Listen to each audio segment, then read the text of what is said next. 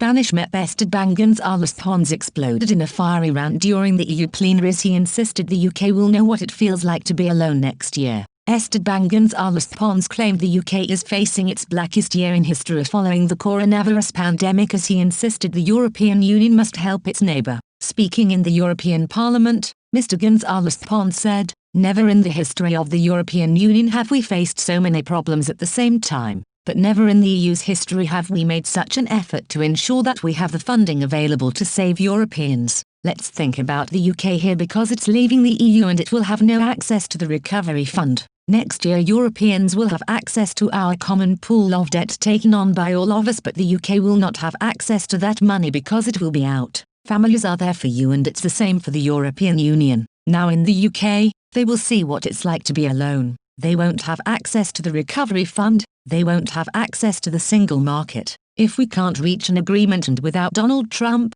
the UK might become a genuine economic island, and that's why we need to make an effort, because we feel links to them and because they're our neighbours. We need to help them to make sure the coming year is not the blackest in their history. Therefore, it's very difficult to understand why some member states in the EU are trying to block the recovery fund. It comes as our top civil servant has said he is confident the UK will be ready for Brexit by the end of the year, but the head of Parliament's financial watchdog said it all feels like Groundhog Day. Cabinet Office Permanent Secretary Alex Chisholm told the Commons Public Accounts Committee, PAC, that there will inevitably be some disruption and that trader readiness needs to improve further. He said there is still undoubtedly time for a deal to be agreed, adding that some of the apparently hard and fast time constraints have not been so strict after all. The UK leaves the EU's single market and customs union at the end of the year, and without an agreement there could be tariffs and quotas imposed on trade with the bloc. Any deal would need to be approved by the EU's leaders and MEPs, and reports have suggested an emergency session of the European Parliament could be held as late as the 28th of December to vote on it.